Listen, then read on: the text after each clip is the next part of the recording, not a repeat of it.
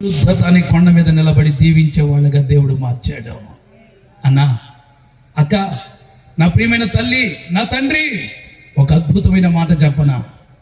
నీ జీవితం ఈరోజు బెన్యామీను జీవితంలాగా దేవుడు అద్భుతంగా మార్చాలని నువ్వు ఆశపడ్డావా? నా జీవితం, మా అమ్మగారి పేరు జైనాబి, నాన్నగారి పేరు జానీ. నాన్నగారు రైస్ మిల్లులు కాంట్రాక్ట్ తీసుకుంటూ ఉండేవాళ్ళు. 4 పిల్లల తర్వాత అమ్మకి టీబీ వ్యాధి వచ్చింది. ఆ రోజుల్లో ముస్లిమ్స్ ఎక్కువగా దర్గాలు నమ్ముతారు. బాజీబాబా దర్గా, మస్తాన్ వలి దర్గా, సైదుల్ వలి దర్గా, అలా దర్గాలు చుట్టూ తిప్పుతూ ఉండేవాళ్ళు నాన్నగారు. అలాగే మందులు వాడుతూ హాస్పిటల్ చుట్టూ తిప్పుతున్నారు. ఎవరెక్కడికి తీసుకెళ్ళమంటే అక్కడికి. నాన్నగారి దగ్గర ఎక్కువ మంది రెడ్డిస్ కమ్యూనిటీకి చెందిన వాళ్ళు పనిచేస్తూ ఉండేవాళ్ళు.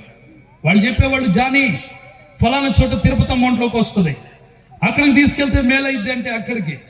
ఫలానా చోట నాంచార్ అమౌంట్లోకి వస్తుంది, అక్కడికి తీసుకెళ్తే మేలు కలిగిద్ది అంటే అక్కడికి. ఇలా ఎక్కడికి తీసుకెళ్ళమంటే అక్కడికి తీసుకుని వెళ్తూ ఉండేవాళ్ళు.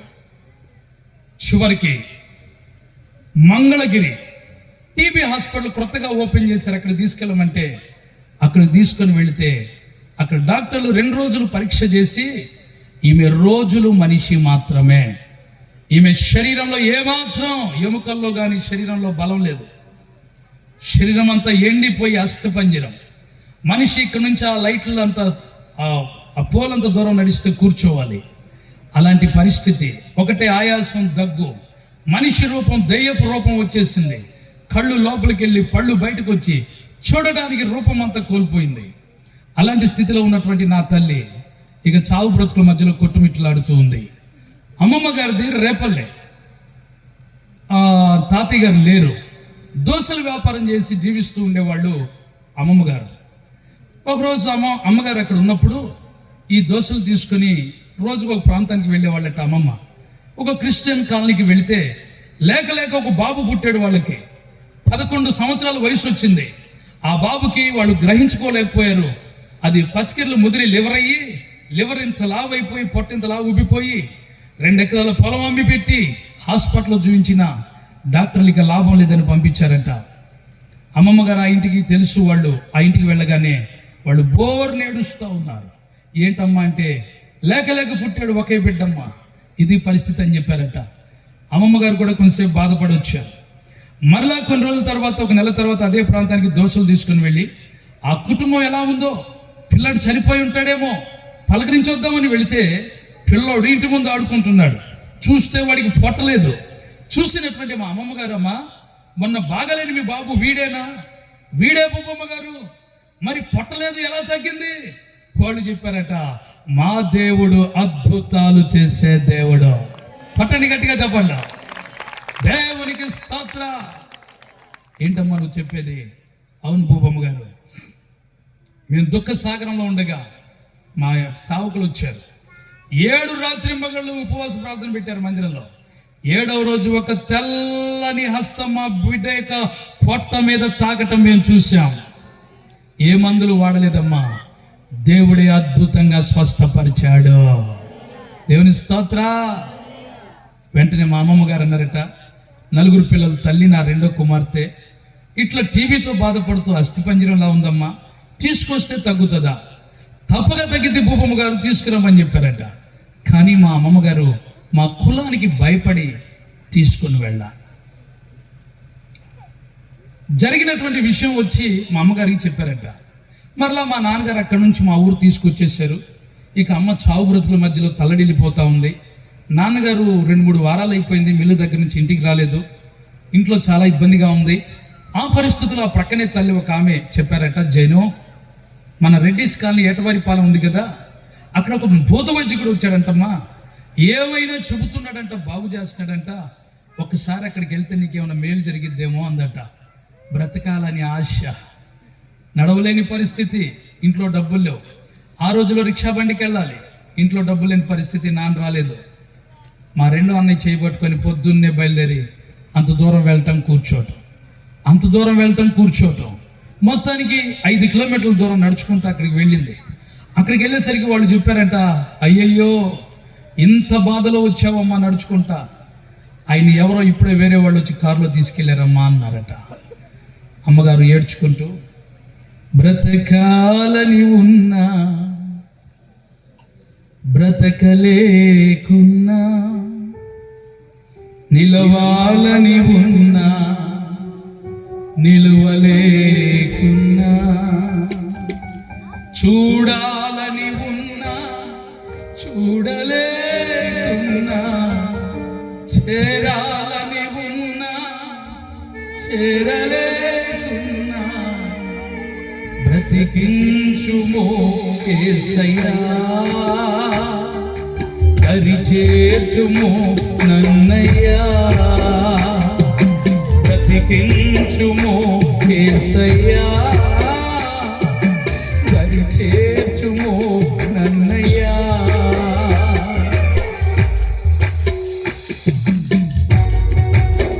Thank you lord.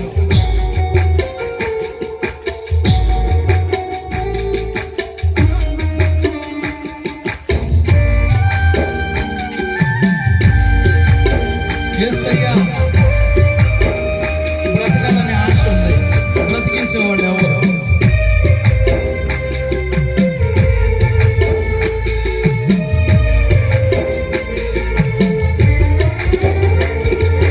ఆశలే అడియాశలై అడుగలుతనే నా జీవితం,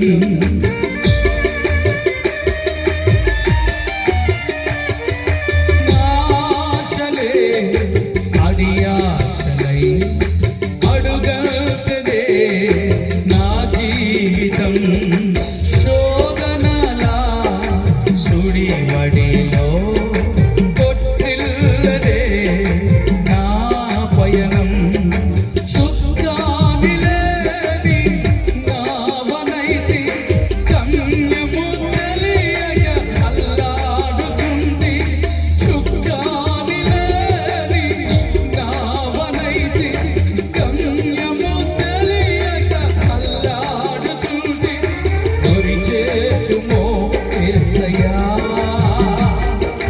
గుండె గుడిలోనే ఉండయ్యా, దరి చేర్చుమో యేసయ్యా, గుండె గుడిలోనే ఉండయ్యా. ఇదే పరిస్థితి అమ్మ, దుఃఖంతో ఏడ్చుకుంటూ వస్తూ ఉండగా, మేము ఉండేటువంటి ముస్లిం కాలనీ కొత్తూరు, అమ్మ వెళ్ళింది రెడ్డిస్ కాలనీ ఏటవారిపాలెం. ఈ రెండు ఊర్లకు మధ్యలో క్రిస్టియన్ కాలనీ ఉంది. అక్కడికి వచ్చేసరికి అది ఆదివారం మందిరంలో పాటలు వినబడుతూ ఉన్నాయంట. దేవునికే మహిమ కలుగును గాక. ఆ పాటలు వినగానే ప్రార్థనకు వెళితే తగ్గిద్దని అమ్మమ్మ చెప్పిన మాటలు గుర్తుకొచ్చి అక్కడ కూర్చొని ఇద్దరు సహోదరులు వస్తే, అది వినబడేది ప్రార్థనేనమ్మా, చర్చేనా అంటే అవునని చెప్పారు. దారేటంటే వాళ్ళు చూపించారు. భయపడుతూ భయపడుతూ ఇలాగే పాతకాలపు మందిరం వెళ్ళి కూర్చున్నారు. ఆ రోజు కుష్ఠవ్యాధితో బాధపడుతున్న నయమానుని ప్రభుల వారు ఎలా బాగు చేశారో, పక్షవాయువుతో బాధపడుతున్న మనుషుని ఇంటి కప్పు విప్పదీసి ఆ రోగిని ప్రభు ముందు దించినప్పుడు ప్రభు ఎలా స్వస్థపరిచి పాపాలు క్షమించారో, ఆ మాటలు వింటుంటే అమ్మగారు అనుకుంటున్నారట, యేసు ప్రభుల వారిని మేము ఈసా అలైహిస్సలాం అంటాం. ఈసా అలైహిస్సలాం వారు కుష్ఠరోగం బాగు చేశారా, పక్షవాయువు బాగు చేశారా, అయితే నన్ను కూడా బాగు చేస్తారు. దేవునికి స్తోత్రం కలుగును గాక. ప్రార్థన అయిపోయింది, ఆరాధన అయిపోయింది, అందరూ వెళ్ళిపోతున్నారు. అమ్మ కూడా వస్తూ ఉంటే ఒక పెద్ద అని చెప్పారట, చక్కగా కూర్చొని దేవుని మాటలు విన్నాం, చాలా దగ్గుతో బాధపడుతున్నాం, అయినా దేవుడిని స్వస్థపరుస్తారు, భయపడొద్దు, ఒంటి నిండా ఆంచన్లు తాయిత్తులు ఉన్నాయి, అవి వేసుకొని రాకూడదమ్మా మందిరానికి అన్నారట. నాకు తెలియదులే అమ్మా అని అమ్మాయి 7 సంవత్సరాల నుంచి కట్టించిన ఆంచెలు తాయిత్తులన్నీ ఇన్నైతే మెడల్లో కాళ్ళకి చేతులు కట్టిని మొత్తం వెప్పదీసి వస్తూ వస్తూ పొదలో పడేసి ఇంటికి వచ్చారు. ఏ తల్లి అయితే మాంత్రికుడి దగ్గరికి వెళ్ళమని చెప్పిందో ఆ తల్లితో అంటున్నారట, వదినమ్మా నేను వెళ్ళాను, భూత వైద్యకుడు లేడు, వచ్చేదారిలో మందిరంలో ప్రార్థన వినబడుతుంటే వెళ్ళి కూర్చున్నా, యేసయ్య మాటలు విన్నా, ఈరోజు నాకు కొంచెం హుషారుగా ఉంది అందట. స్తోత్రం కలుగును గాక. వెంటనే ఆమందట, నీ పిల్ల బంగారంగాను, నువ్వు ప్రార్థన చేయించుకుంటావా అందట. నీకు తెలుసా వదినమ్మా, మన వాళ్ళు ఒప్పుకోరు కదా, నేను కూడా రహస్యంగా మందిరానికి వెళ్తా. యేసయ్య గొప్ప దేవుడు. నాకు తెలిసిన సేవకురాలు ఉన్నారు, పిలిపిస్తాను. ప్రార్థన చేయించుకొని పిలిపించారట. ఇక రోజు వచ్చి ఆమె ప్రార్థన చేయటం, యేసు రక్తం రాయటం, కొంచెం తాగించటం. ఇదే మందు. 3 నెలల్లో అమ్మలో మార్పు వచ్చింది, 6 నెలల్లో బలం వచ్చింది. సంవత్సరం తిరిగి వచ్చేసరికి నేను గర్భాన పడ్డా. దేవునికి స్తోత్రం. 9 మాసాలు నిండాయి. పురుటి నొప్పులతో బాధపడుతున్న సమయంలో మా నాన్నగారు మంత్రసాని కోసం వెళ్ళారట. వాళ్ళు రాకమునిపే డెలివరీ అయిపోయింది. మా ఆత్మీయ తల్లి నాకు స్నానం చేయించి ఎత్తుకొని ప్రార్థన చేసి, ఈ బిడ్డ దేవుని ప్రవక్త అవుతాడు అని చెప్పిందట. దేవునికి స్తోత్ర. అప్పటి నుంచి నాకు ఇంట్లో సావుకుడు అని పేరు పడిపోయింది. నా తర్వాత తమ్ముడు పుట్టాడు. మొత్తానికి ఇటు నాన్నగారితో నమాజ్కి వెళ్ళేవాళ్ళం, అమ్మతో ఆదివారం మందిరానికి వెళ్ళేవాళ్ళం. 3వ తరగతి చదువుకునే రోజుల్లో మా 2వ అక్క పెళ్లి చేయాల్సి వచ్చింది. పెద్దోళ్ళ దగ్గరికి వెళ్ళి, నాన్నగారు, అయ్యా మా పాపకు పెళ్లి కుదిరింది, ఇలా పెళ్లి చేయాలని చెప్తే, నేను పుట్టిన సంవత్సరానికి ఇంటి దగ్గర ప్రార్థన పెట్టుకుందట అమ్మ. పెద్దవాళ్ళు అందరూ వచ్చేసారు. ఏంటి జైనాబ్ ఇది ఇస్లాం కాలనీ అనుకున్నావా, పల్లె అనుకున్నావా? ఇదేమిటి ఈ ప్రార్థనలేంటి, ఈ డ్రమ్ములేంటి? అయ్యా, చావు బ్రతుకులో ఉన్న నన్ను యేసయ్య బాగు చేశాడు, ఒక కొడుకునిచ్చాడు, అందుకు కృతజ్ఞతగా ప్రార్థన పెట్టుకున్నాను. మన ఇస్సాలే సలామే కదా. నార్మల్ ఇలాంటివి చేస్తే మిమ్మల్ని వెలేస్తాం. అయ్యా, 7 సంవత్సరాలు వ్యాధిలో ఉంటే నన్ను ఎవరు పట్టించుకున్నారు? ఈరోజు నేను బాగుపడిన తర్వాత వేలేస్తా ఉన్నారంటే, ఇంతకాలం మీరు మమ్మల్ని ప్రేమించారా, పరామర్శించారా, లేకపోతే గవర్నమెంట్ హాస్పిటల్ ఏమైనా తీసుకెళ్ళి చూపించారా? చూడండి, యేసయ్య నన్ను బాగు చేశాడు కనుక నా బ్రతుకు కాలం అంతా యేసయ్యను విడిచిపెట్టను. ఆమేన్. అయితే మేము చెప్పేది కూడా విను. ఈ రోజు నుంచి మీకు మాకు సంబంధాలు లేవు. మా ఇళ్లలో ఏం జరిగినా మిమ్మల్ని రానివ్వం, మీ ఇళ్లలో ఏం జరిగినా మేము రాము అని ఖచ్చితంగా చెప్పి వెళ్ళిపోయారట. తెల్లారిన తర్వాత చూస్తే బావికి నీళ్ళకి రాకుండా ముళ్ళ కంపలు, దారిలో నిలవకుండా ముళ్ళ కంపలు వేసేసారు. ఆ రోజుల్లో మా నాన్నగారు కొంచెం నిలబడ్డారు. తర్వాత ఇప్పుడు మా అక్క పెళ్లి దగ్గరికి వచ్చేసరికి, ఇట్లా పెళ్లి చేయాలంటే మా వాళ్ళు అన్నారు, ఎప్పుడో 10 ఏళ్ల క్రితం మిమ్మల్ని వెలేసాం, ఈ రోజు వచ్చి మీరు పెళ్లి చేయాలంటారేంటి? ఆ రోజే చెప్పాం మీకు మాకు సంబంధాలు లేవని. మధ్యలో వాళ్ళు, అది కాదులేండి, ఇంకొక మాట చెప్పండి అంటే, సరే వాళ్ళు చెప్పారట, నీ భార్యని ఇక్కడికి తీసుకొచ్చి ఖురాన్ మీద ప్రమాణం చేపిస్తే ఇంకెప్పుడూ చర్చికి వెళ్ళనని అప్పుడు వచ్చి చేస్తా ఉన్నారట. స్త్రీ ముస్లిమ్స్ ధర్మశాస్త్ర ప్రకారంగా, బైబిల్లో కూడా ధర్మశాస్త్ర ప్రకారంగా స్త్రీని దేవాలయం దగ్గర ఏదైనా నేరం చేస్తే తీసుకొని వస్తారు. యూదుల ఆచార ప్రకారంగా పురుషులే వెళ్ళి ఆరాధిస్తారు. కనుక ఇప్పుడు నా భార్య ఏ తప్పు చేస్తే తీసుకురావాలి. మరి ఎవరు ప్రమాణం చేస్తారంటే, మా నాన్నగారు నేను చేస్తానని ఆయన ప్రమాణం చేశారు. వాళ్ళు వచ్చి పెళ్లి చేశారు. పెళ్ళి అయిపోయింది. తర్వాత నాన్న చెప్పారు, ఇప్పటి నుంచి నువ్వు ఇంట్లో ప్రార్థన చేసుకోవాలి, మందిరానికి వెళ్ళడానికి వీలు లేదు, ఇలా జరిగింది అని చెప్పారట. అదేంటయ్యా అలా ఎందుకు చేస్తావు? ఒకవేళ వాళ్ళు ఇక్కడ కాదంటే, ఇచ్చింది మా సొంత అన్న కొడుకే, అక్కడ పెళ్లి చేసుకునే వాళ్ళం కదా, ఏమో అయిపోయింది, ఇంట్లో చేసుకో లేదా నమాజ్ చేసుకో. యేసయ్య పిచ్చిది మా అమ్మ. శనివారం, బుధవారం, ఆదివారం ఏ రోజు ప్రార్థన విడిచిపెట్టదు. ఎందుకు? మా 2వ అన్న పెళ్లి జరుగుతుంటే ఆదివారం ఊరేగింపుకి పెళ్లి కొడుకుని తీసుకెళ్లారు. అమ్మ నన్ను మా తమ్ముడిని తీసుకొని మందిరానికి వెళ్ళింది. మేము వచ్చేసరికి పెళ్ళంతా అయిపోయింది. అందరూ, నీకేమైనా దయ్యం పట్టిందా, ఒకరోజు మందిరానికి వెళ్ళకపోతే నీ దేవుడు చంపేస్తాడా అంటే, అమ్మ చెప్పింది, యేసయ్య కంటే నాకు ఈ లోకంలో ఏది ఎక్కువ కాదు. దేవుని స్తోత్రం. నేను ముందే చెప్పాను ఆదివారం పెట్టుకురావద్దని, మీరు ఆదివారమే పెట్టుకొచ్చారు కాబట్టి పెళ్లి జరగనియండి, నేనుండి ఏం చేస్తాను? అంత పిచ్చిది. ఇప్పుడు మందిరం విడిచిపెట్టేయాలట, మందిరానికి వెళ్ళకూడదట. ఏం చేయాలి? ఇంట్లో 3 నెలలు కుమిలిపోతుంది. ఓ రోజు ఇలా సభలు పెట్టారు, ఏప్రిల్ మాసం. అది ఒక బ్రాహ్మణ కుటుంబంలో రక్షించబడిన దైవజనులు 3 రోజులు వర్తమానం అందిస్తున్నారు. 3వ రోజు సాక్ష్యం చెప్తానన్నారట. సాక్ష్యం వినాలని అమ్మ ప్రాణం తహతహలాడుతుంది. నాన్నగారు రోజు 6ంటికి 7ంటికి వస్తారు. 8 అయినా రాలేదు, వస్తే బ్రతిమలాడుకుని వెళ్ళి సాక్ష్యం వినాలని. 8ంటికి మా అమ్మగారు నన్ను మా తమ్ముడు తీసుకొని, ఇంట్లో అన్నయ్య ఉన్నాడు, పెద్దోడా నానొస్తే కొంచెం నీళ్లు తోడి అన్నం పెట్టయ్యా, సాక్ష్యం వినొస్తానని వెళ్ళాం. అక్కడికి వెళ్ళిన తర్వాత నాన్నగారు వచ్చారు, విషయం చెప్పాడంట అన్న. మా నాన్నగారు బయటికి వెళ్ళి త్రాగితే ఆయన్ని పట్టుకోలేము. మీటింగ్లో ఉన్న మా అమ్మని పిలిపించి అక్కడ నుంచి 3 కిలోమీటర్లు పశువును కొట్టినట్టు కొట్టుకుంటూ ఇంటికి తీసుకొచ్చారు. ఇంట్లో ఒక మొద్దు కత్తి ఉంటే తీసి మెడ మీద వేసేసారు. ఉదయం లేచిన తర్వాత చూస్తే చుట్టూ విచ్చుకుపోయి ఉంది. కాళ్ళు చేతులు ఎక్కడ పడితే అక్కడ వాతలు పగిలిపోయి ఉన్నాయి. చలి జ్వరం వచ్చేసింది. అన్నయ్య పాటికి అన్నయ్య డ్యూటీకి వెళ్ళిపోయాడు, నాన్న పాటికి నాన్న వెళ్ళిపోయారు. ఆ పరిస్థితిలో దగ్గర పక్కన ఊరిలో పెద్దమ్మాళ్ళు ఉంటే అక్కడికి మమ్మల్ని తీసుకొని వెళ్ళింది అమ్మ. వాళ్ళు అక్కడ కుట్లేయించి 3 రోజులు ట్రీట్మెంట్ ఇప్పించి 3వ రోజు మా పెద్దనాన్న నుంచి పంపించారు. పెద్దనాన్న వచ్చి నాన్న పిలిచి మాట్లాడుతున్నాడు, జానీ ఏం తప్పు చేస్తే అట్ట కొట్టావు?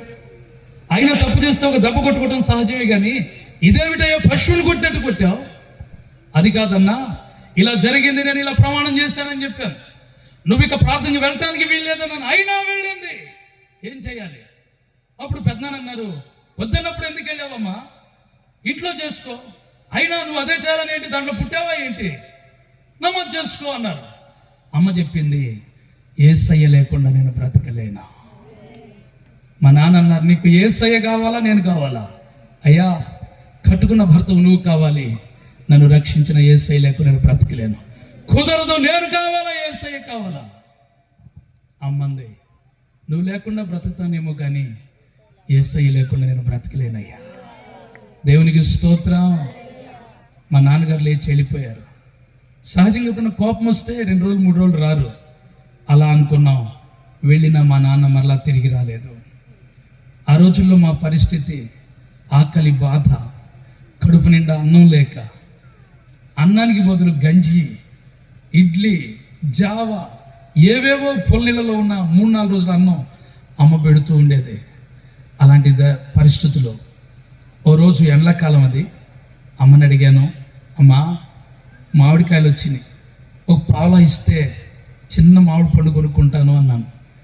అమ్మంది, లేవు నాయనా, పోయి ఆడుకోపో, దేవుడు ఇస్తాడు ఒక కాలం, ఆయన ఇచ్చే వరకు నువ్వు ఎదురు చూడు, దేవుడు ఇస్తాడే, బాధపడకు అని నన్ను అటు పంపించి అమ్మ ఆగని దుఃఖంతో కూర్చొని ప్రార్థన చేసుకుంటుంది.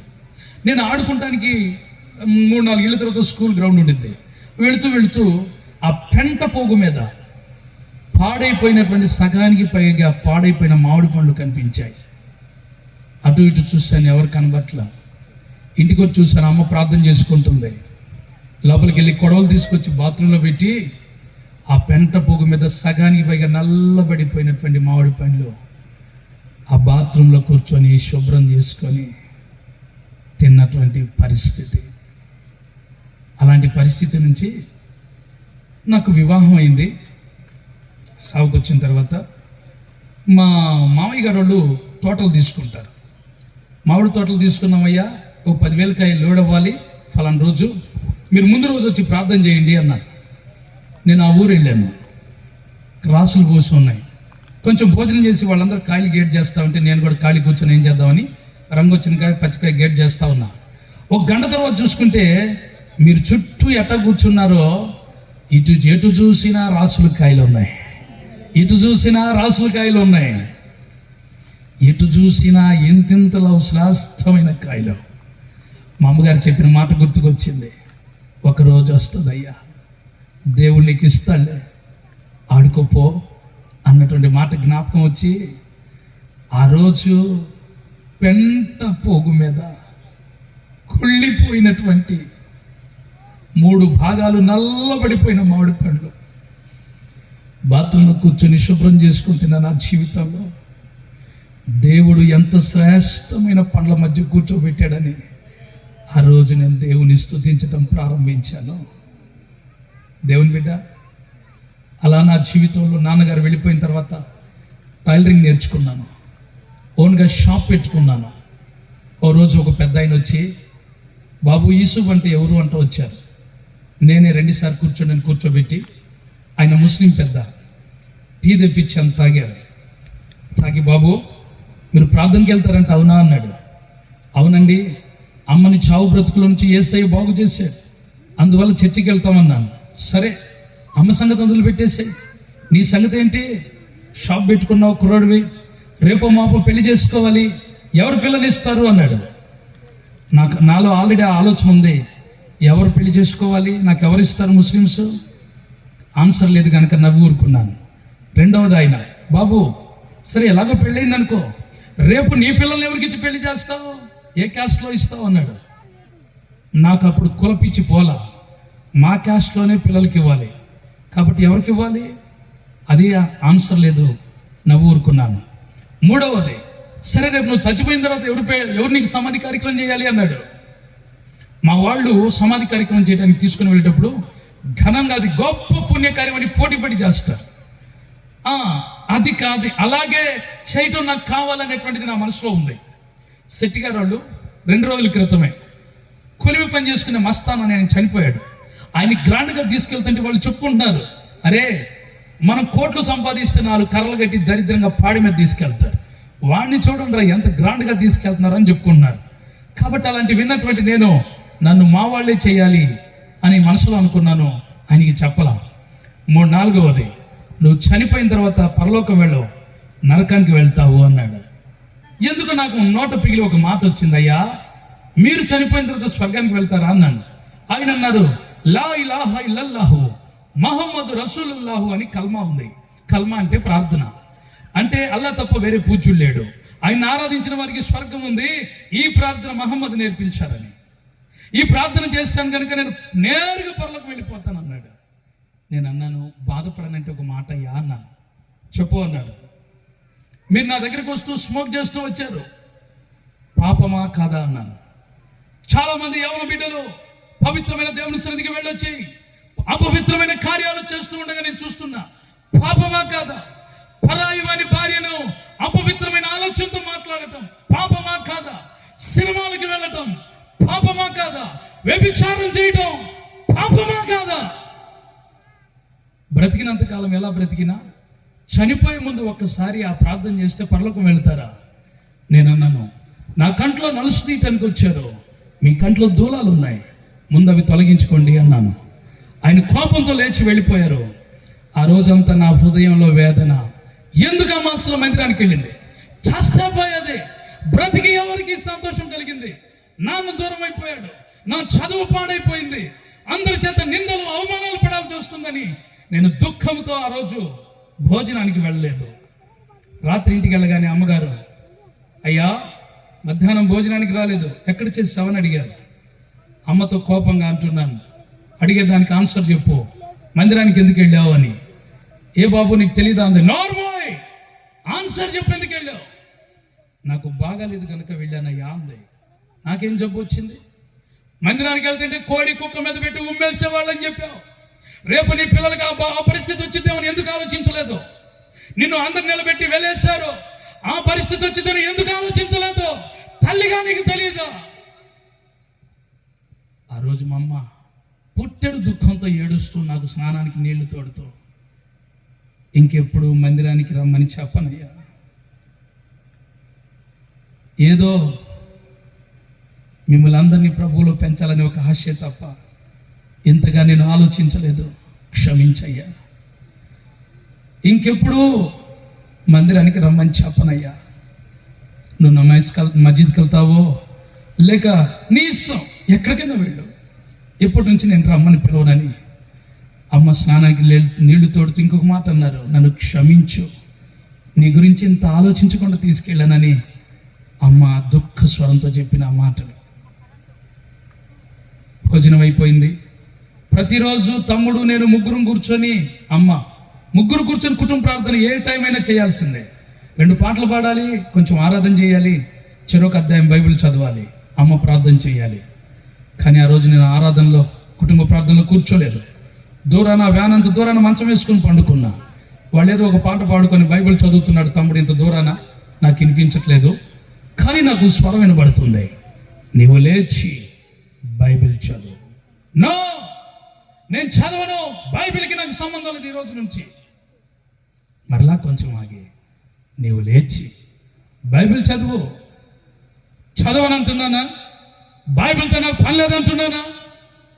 ఎవరు అసలు ఈ ఆలోపన ఏంటి? ఒక 5-6 సార్లు ఆలోపన వచ్చింది. ఏడవసారి ఒక హస్తము లేపి నన్ను విసిరేసింది. నేను వచ్చి తమ్ముడు అమ్మ కూర్చున్న స్థలంలోకి వచ్చి పడిపోయాను. తమ్ముడి చేతిలో బైబిల్ తీసుకుని అలా తెరిచాను. 58వ కీర్తన, అధిపతులారా మీరు నీతిని అనుసరించి మాట్లాడుదురన్నది నిజమా? ఆ రోజు ఏం జరిగిందో దానికి ఆన్సర్ చదువుతుంది నేనే, కానీ స్వరం నాది కాదు. ఇందాక మాట్లాడిన స్వరమే నేను చదివినప్పుడు వినపడుతుంది. నా గుండె పగిలిపోయింది. తెలియకుండా నాలో భయం, ఏడుపు, దుఃఖం మొదలైంది. చిన్నప్పటి నుంచి దేవుడు నా జీవితంలో ఏమేం కార్యాలు చేశాడో అన్నీ నాకు ఒక ఫిలిం కనిపించినట్టు కనిపిస్తూ ఉంది. నేను 11 వచనాలు చదవడానికి అర్ధగంట పైన పట్టింది.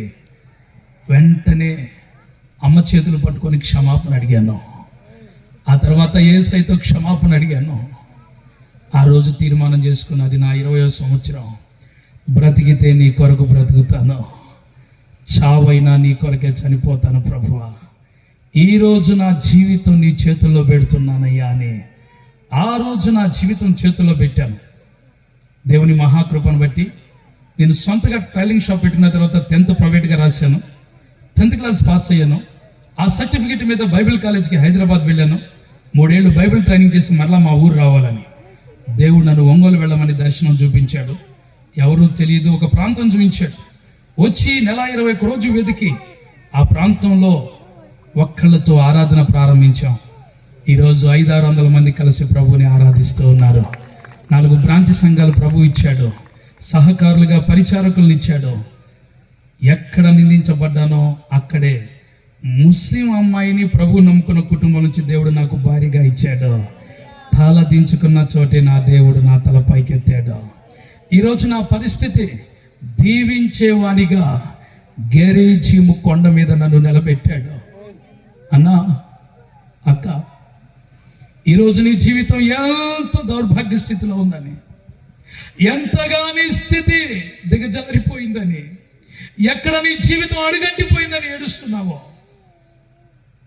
ఈ రాత్రి అయ్యా నా జీవితం బెన్యామీన్ లాగా నీ చేతిలో పెడుతున్నాన్ని ఒక్క తీర్మానం చేసుకోగలిగితే దేవునికి ప్రియునిగా, రాజ్యాలు ఏలే రాజుగా, దీవించగలిగినటువంటి బెన్యామీనుగా దేవుడు నీ కుటుంబాన్ని లేపబోతున్నాడు.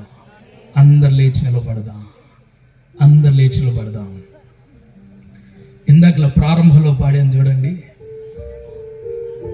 ఓరన్నా వినరన్నా ఓ మంచి వార్త, నీ జీవితాన్ని మార్చేదే యేసయ్య వార్త. ఓరన్నా వినరన్నా ఓ మంచి వార్త, నీ జీవితాన్ని మార్చేదే యేసయ్య వార్త. ఓరన్నా వినరన్నా ఓ మంచి వార్త, నీ జీవితాన్ని